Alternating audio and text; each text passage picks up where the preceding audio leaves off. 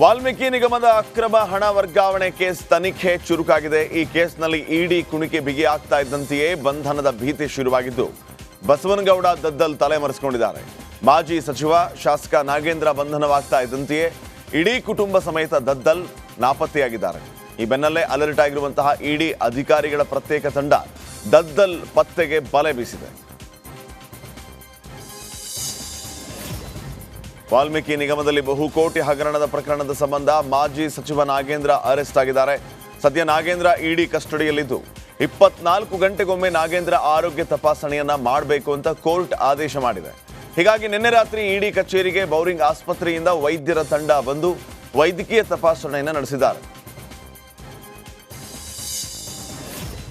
ಕಾಂಗ್ರೆಸ್ ಸರ್ಕಾರದ ಮೇಲಿಂದ ಮೇಲೆ ಶಾಕ್ ಹೊಡಿತಾನೇ ಇದೆ. ಬುಡಕಟ್ಟು ಜನರ ಏಳಿಗೆಗೆ ನಿಗದಿಯಾಗಿದ್ದ ಅನುದಾನದ ಹಣವನ್ನ 2024ರ ಚುನಾವಣೆಗೆ ದುರ್ಬಳಕೆ ಮಾಡಿಕೊಂಡಿರುವಂತಹ ಆರೋಪ ಕೇಳಿಬಂದಿದೆ. ಈ ಬಗ್ಗೆ ಕಾಂಗ್ರೆಸ್ನ ಸಚಿವರ ಆಪ್ತರು ಇಡಿಗೆ ದೃಢೀಕರಣ ಮಾಡಿದ್ರು. ವಾಲ್ಮೀಕಿ ನಿಗಮದ ಹಣವನ್ನ ಚುನಾವಣೆಗಾಗಿ ಕಳ್ಳತನ ಮಾಡಿದ್ದಾರೆ. ಚುನಾವಣೆ ಖರ್ಚಿಗೆ ನಿಗಮದ ಹಣ ಬಳಕೆ ಮಾಡಲಾಗಿದೆಯಂತೆ. ವಾಲ್ಮೀಕಿ ನಿಗಮದ ಅಕ್ರಮ ಹಣ ವರ್ಗಾವಣೆ ಪ್ರಕರಣದ ರಾಜಕೀಯದಲ್ಲಿ ಸಂಚಲನ ಸೃಷ್ಟಿ ಮಾಡಿದೆ. ಈ ಬಗ್ಗೆ ಕೋಲಾರ ಸಂಸದ ಮಲ್ಲೇಶ್ ಬಾಬು ಪ್ರತಿಕ್ರಿಯೆ ನೀಡಿದ್ದು, ಪ್ರಕರಣ ತನಿಖಾ ಹಂತದಲ್ಲಿದೆ, ಕಾನೂನು ಹಂತದಲ್ಲಿ ನಡೀತಾ ಇದೆ. ಅದರಿಂದ ನಾನು ವೈಯಕ್ತಿಕವಾಗಿ ಯಾವುದೇ ಹೇಳಿಕೆಯನ್ನು ನೀಡುವುದಿಲ್ಲ ಅಂತ ಹೇಳಿದ್ದಾರೆ. ಈ ಕುರಿತು ಮೈತ್ರಿ ನಾಯಕರು ಪ್ರತಿಭಟನೆಯನ್ನ ಮಾಡ್ತಾ ಇದ್ದಾರೆ ಅಂತ ಹೇಳಿದ್ದಾರೆ. ಕಾನೂನು ರೀತಿಯಾಗಿ ಏನು ನಡೀಬೇಕು ಅದು ನಡೀತಾ ಇದೆ. ಅದನ್ನು ಏನು ಇವಾಗ ಇನ್ವೆಸ್ಟಿಗೇಷನ್ ಏನು ನಡೆಯುತ್ತೋ, ಯಾರು ಏನು ಪ್ರಾಬ್ಲಮ್ ಕ್ರಿಯೇಟ್ ಮಾಡಿದ್ದಾರೆ, ಯಾರು ಏನು ಇದಾಗಿದೆ ಅಂತ ಅದು ತನಿಖೆ ಏನಾಗುತ್ತೋ ಅದ್ರ ಮೇಲೆ ನಾವು ಅದಕ್ಕೆ ಬಿಟ್ಟಿದ್ದೀವಿ. ಅದು ಬಿಟ್ಟು ನಾನು ವೈಯಕ್ತಿಕವಾಗಿ ನಾನು ಹೇಳೋಕ್ಕೆ ಇಷ್ಟ ಇಲ್ಲ. ಇನ್ವೆಸ್ಟಿಗೇಷನ್ ಏನಾಗುತ್ತೋ, ತಪ್ಪಿಸ್ತರು ಯಾರು ಏನಾಗುತ್ತೋ ಅದು ಗೌರ್ಮೆಂಟು ಮತ್ತು ಡಿಪಾರ್ಟ್ಮೆಂಟ್ಸ್ ಏನೇನು ಆ್ಯಕ್ಷನ್ ತೊಗೊಳುತ್ತೋ ಅದು ತೊಗೊಳ್ತಾರೆ. ಇನ್ವೆಸ್ಟಿಗೇಷನ್ ಆಗಲಿ. ಯಾರ್ಯಾರು ಆರೋಪ ಬಂದಿದ್ದಾರೋ ಎಲ್ಲರೂ ಇದು ಅಪೋಸಿಷನ್ ಇದು ಮಾಡೇ ಮಾಡ್ತಾರೆ, ರೆಸಿಗ್ನೇಷನ್ ಮಾಡಿ ಅಂತ. ಯಾರು ಮಾಡ್ತಾ ಇದ್ದಾರೆ? ಬಿ ಜೆ ಪಿ ಗೌರ್ಮೆಂಟ್ ಮಾಡ್ತಾರೆ. ಬಿ ಜೆ ಪಿ ಜೊತೆ ನಾವಿದ್ದೀವಿ. So we are in that terms. ನಾವು ನೈತಿಕತೆ ನಾವು ಹೊಂದ್ಕೊಂಡಿವಿ. ಅದು ಕಾಂಗ್ರೆಸ್ ಅವರು ಅದು ಡಿಸಿಷನ್ ತೊಗೋಬೇಕಲ್ಲ. ನಮ್ಮ ಮೇಲೆ ಆರೋಪ ಬಂದಿದೆ, ನಾವು I am ready to resign, let the this one departments take its course. Sir, ಕಾನೂನು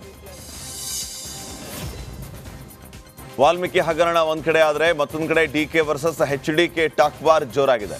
ಬೆಂಗಳೂರು ನಗರಾಭಿವೃದ್ಧಿ ಮಂತ್ರಿಯಾಗಿರೋ ಡಿಕೆ ಶಿವಕುಮಾರ್ ವಿರುದ್ಧ ಕೇಂದ್ರ ಸಚಿವ ಕುಮಾರಸ್ವಾಮಿ ಸಮರ ಸಾರಿದ್ದಾರೆ. ಡಿಸಿಎಂ ವಿರುದ್ಧ ಹೊಸ ಬಾಂಬ್ ಅನ್ನು ಸಿಡಿಸಿದ ಕುಮಾರಸ್ವಾಮಿ ಕಸ ಎತ್ತಲು ಎಷ್ಟು ಪರ್ಸೆಂಟೇಜ್ ಹೊಡೆಯುತ್ತಿದ್ದಾರೆ ಗೊತ್ತಾ? ಖಾಸಗಿ ಕಂಪನಿ ಮೂಲಕ 45,000 ಕೋಟಿ ರೂಪಾಯಿ ಹೊಡಿತಾ ಇದ್ದಾರೆ ಅಂತ ಆರೋಪ ಮಾಡಿದ್ದಾರೆ.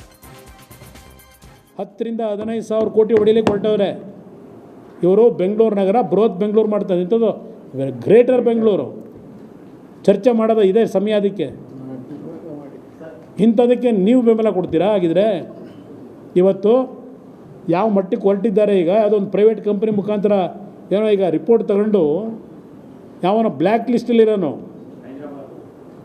ಅವನಿಗೆ ಈಗ 30 ವರ್ಷಕ್ಕೆ ನಾವು ಬದುಕಿರಲ್ಲ, ನೀವು ಬದುಕಿರಲ್ಲ. 30 ವರ್ಷಕ್ಕೆ ಕೊಡ್ತಾರಂತೀಗ 45,000 ಕೋಟಿಗೆ ಮಾಡಕ್ಕೆ ಹೊರಟವ್ರೀಗ. ಇದು ಅದೇ ಅಂಥದ್ದು ಬೆಂಗಳೂರು ದಕ್ಷಿಣ ರಾಮನಗರ. ನಾವೆಲ್ಲ ಬೆಂಗಳೂರಿನವರು, ಅವ್ರ್ಯಾರು ಹಾಸನದವರು. ನಾನು ಹಾಸನದಲ್ಲಿ ಹುಟ್ಟಿದ್ರು, ನಾನು ಮಣ್ಣು ಹೋಗೋದು ರಾಮನಗರದಲ್ಲೇ. 10 ರಿಂದ ಮೂಡಾ ಸೈಟ್ ಹಂಚಿಕೆ ಹಗರಣಕ್ಕೆ ಬಿಗ್ ಟ್ವಿಸ್ಟ್ ಸಿಕ್ಕಿದೆ. ಸಿದ್ದರಾಮಯ್ಯ ವಿರುದ್ಧ ದಳಪತಿ ದಾಖಲೆಯ ದಂಗಲನ್ನು ಶುರು ಮಾಡಿದ್ದಾರೆ. ಸತ್ತವರ ಹೆಸರಲ್ಲಿ ಜಮೀನು ಡಿನೋಟಿಫಿಕೇಶನ್ ಮಾಡಲಾಗಿದೆ ಅಂತ ಕೇಂದ್ರ ಸಚಿವ ಕುಮಾರಸ್ವಾಮಿ ಸ್ಫೋಟಕ ಆರೋಪ ಮಾಡಿದ್ದಾರೆ. ಆ ಜಮೀನು ಸಿಎಂ ಕುಟುಂಬರದ್ದೇ ಅಲ್ಲ, ಕೆಸರೆ ಗ್ರಾಮದ ಜಮೀನು ಸರ್ಕಾರಕ್ಕೆ ಸೇರಿದ್ದು ಅಂತ ಸಿಎಂ ವಿರುದ್ಧ ದಾಖಲೆ ರಿಲೀಸ್ ಮಾಡಿದ್ದಾರೆ. ಪಾರ್ಕ್ ಮೂಡಾದವರು ಸೈಟ್ ಮಾಡಿ, ಸೈಟು 10-15 ಹಂಚಿ ಪಾರ್ಕ್ ಮಾಡಿ, ಇದೆಲ್ಲ ಆದಮೇಲೆ 92 ಪ್ರಿಲಿಮಿನರಿ ನೋಟಿಫಿಕೇಷನ್ನು, 97 ಫೈನಲ್ ನೋಟಿಫಿಕೇಷನ್ ಆಯಿತು. 3,26,000 ರೂಪಾಯಿನ 24,000ನ ಮೂಡಾದವರು ಸೈಟ್ ಮಾಡಿ, ಸೈಟು 10-15 ಹಂಚಿ ಪಾರ್ಕ್ ಮಾಡಿ, ಇದೆಲ್ಲ ಆದಮೇಲೆ 92 ಪ್ರಿಲಿಮಿನರಿ ನೋಟಿಫಿಕೇಷನ್ನು, 97 ಫೈನಲ್ ನೋಟಿಫಿಕೇಷನ್ ಆಯಿತು. 3,26,000 ರೂಪಾಯಿನ 24,000ನ ನಾಳೆಯಿಂದ ಮುಂಗಾರು ಅಧಿವೇಶನ ಆರಂಭ ಆಗಲಿದೆ. ಈ ಹಿನ್ನೆಲೆ ಮತ್ತೆ ಪಂಚಮಸಾಲಿ ಮೀಸಲಾತಿ ವಿಚಾರ ಮುನ್ನೆಲೆಗೆ ಬಂದಿದೆ. ಪಂಚಮಸಾಲಿ ಸಮುದಾಯಕ್ಕೆ 2A ಮೀಸಲಾತಿ ಹಾಗೂ ಲಿಂಗಾಯತ ಉಪಪಂಗಡಗಳಿಗೆ OBC ಮೀಸಲಾತಿ ನೀಡುವಂತೆ ಒತ್ತಾಯ ಕೇಳಿ ಬರ್ತಾ ಇದೆ. ಕೂಡಲ ಸಂಗಮ ಶ್ರೀಗಳು ಪಂಚಮಸಾಲಿ ಸಮುದಾಯದ ಶಾಸಕರಿಗೆ ಆಗ್ರಹ ಮಾಡಿದ್ದಾರೆ. ಅಧಿವೇಶನದಲ್ಲಿ ಮೀಸಲಾತಿ ಕುರಿತು ಧ್ವನಿ ಎತ್ತುವಂತೆ ಪಂಚಮಸಾಲಿ ಪೀಠದ ಬಸವಜಯ ಮೃತ್ಯುಂಜಯ ಸ್ವಾಮೀಜಿ ಶಾಸಕರಿಗೆ ಮನವಿಯನ್ನ ಮಾಡಿದ್ದಾರೆ. ಬಸವರಾಜ ರಾಯರೆಡ್ಡಿ ತಮ್ಮ ಹೇಳಿಕೆಯಿಂದ ಉಲ್ಟಾ ಹೊಡೆದಿದ್ದಾರೆ. ರಾಜ್ಯದಲ್ಲಿ ಅಭಿವೃದ್ಧಿ ಕಾರ್ಯಗಳಿಗೆ ಅನುದಾನದ ಕೊರತೆ ಇದೆ ಅಂತ ಹೇಳಿದ್ದ ರಾಯರೆಡ್ಡಿ ಈಗ ರಾಜ್ಯದಲ್ಲಿ ಅಭಿವೃದ್ಧಿಗೆ ಅನುದಾನದ ಕೊರತೆ ಇಲ್ಲ ಅಂತ ಹೇಳಿದ್ದಾರೆ. ಸಿಎಂ ಆರ್ಥಿಕ ಸಲಹೆಗಾರ ಆಗಿರುವಂತಹ ಬಸವರಾಜ ರಾಯರೆಡ್ಡಿ ನನ್ನ ಹೇಳಿಕೆಯನ್ನ ಮಾಧ್ಯಮಗಳಿಂದ ತಿರುಚಲಾಗಿದೆ ಅಂತ ಜಾರಿಕೊಳ್ಳುವ ಪ್ರಯತ್ನ ಮಾಡಿದ್ದಾರೆ. ಇದರ ಜೊತೆಗೆ ಮೂಡಾ ಪ್ರಕರಣದಲ್ಲಿ ಸಿಎಂ ಸಿದ್ದರಾಮಯ್ಯ ಅವರ 1 ಇಂಚು ತಪ್ಪಿಲ್ಲ ಅಂತ ಹೇಳಿದ್ದಾರೆ. ಕಾರ್ಯಕ್ರಮದಲ್ಲಿ ಮಾತಾಡೋದನ್ನ misquote it has been fabricated. ಅರ್ಥ ಆಯ್ತಾ ನಿಮಗೆ? It is a misquote and fabricated by the TV. ನಾನೇನು ಹೇಳಿದೆ, ಬಿಕಾಸ್ ಆಫ್ ದ ಇಷ್ಟು ಅಮೌಂಟ್ ಇವೆಲ್ಲ ಮಾಡಿದ್ದರಿಂದ ನಮಗೆ ಭಾಳಷ್ಟು ಇದಿದ್ರೂ ಕೂಡ ನಾವು ಹೆಚ್ಚು ಅನುದಾನ ಬರ್ತದೆ. ಅದ್ರ ಮುಂದೆ ಮಾತಾಡೋದು ಕಟ್ ಮಾಡ್ತೀರಿ ನೀವು. It is not fair on the part of the press. Complete ಕೇಳಬೇಕು, ತಿಳ್ಕೋಬೇಕು. ಅದೇನಿರಲಿ, ನೀವು ತೆಲ್ದೆ ಇದನ್ನಿಷ್ಟೇ ಹೇಳಿ, ನೀವು ಮಾಡಬೇಕು ಅನ್ನಂಗಿದ್ರೆ ಸರಿಯಾಗಿ ಬರೀರಿ, ಮಾತಾಡಿ. ಮೊನ್ನೆ ದಿವಸ ಏನು ಮಾಡಿದರೆ ಅದನ್ನು ಸರಿಯಾಗಿ ಪ್ರಸಾರ ಮಾಡಿಲ್ಲ. That is number 1.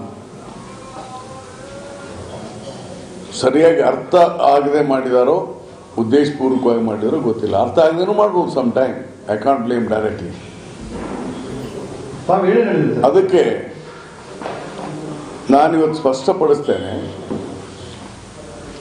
ಏನಿವತ್ತು ನಮ್ಮ ರಾಜ್ಯದಲ್ಲಿ 3,72,00,000 ಈ ವರ್ಷ ನಾವು ಹಣ ಕೊಟ್ಟಿದ್ದೇವೆ. 3,72 lakhs ನಮ್ಮ ಬಡ್ಜೆಟ್. ಅದರಲ್ಲಿ ಇವೆಲ್ಲ ಬರ್ತದೆ. ದಕ್ಷಿಣ ಕನ್ನಡ ಜಿಲ್ಲೆಯಲ್ಲಿ ಡೆಡ್ಲಿ ಡೆಂಗಿಗೆ ಮೊದಲ ಬಲಿಯಾಗಿದೆ. ಪುತ್ತೂರು ತಾಲೂಕಿನ ಪಡ್ನೂರಿನಲ್ಲಿ ಯತೀಶ್ ಎಂಬಾತ ಮೃತಪಟ್ಟಿದ್ದಾನೆ. ಮೃತ ವ್ಯಕ್ತಿ ಮೂಲತಃ ಬಂಟ್ವಾಳ ತಾಲೂಕಿನ ಶಂಬೂರು ನಿವಾಸಿಯಾಗಿದ್ದಾರೆ. ಜುಲೈ 10ನೇ ತಾರೀಕಿಂದ ವಿಪರೀತ ಜ್ವರದಿಂದ ಬಳಲುತ್ತಿದ್ದ ಯತೀಶ್ ಸರ್ಕಾರಿ ಆಸ್ಪತ್ರೆಯಲ್ಲಿ ಚಿಕಿತ್ಸೆಯನ್ನು ಪಡಿತಾ ಇದ್ರು. ಹೆಚ್ಚಿನ ಚಿಕಿತ್ಸೆಗಾಗಿ ಖಾಸಗಿ ಆಸ್ಪತ್ರೆಗೆ ದಾಖಲಿಸಲಾಗಿತ್ತು. ಆದರೆ ಚಿಕಿತ್ಸೆ ಫಲಕಾರಿಯಾಗದೆ ಯತೀಶ್ ಸಾವನ್ನಪ್ಪಿದ್ದಾರೆ.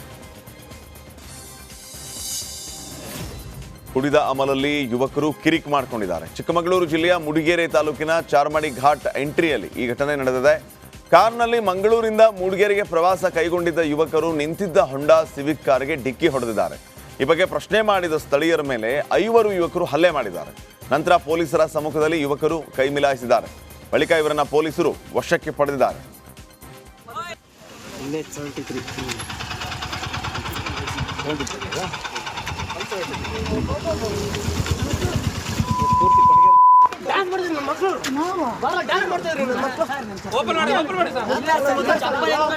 ಬರ್ತೀನಿ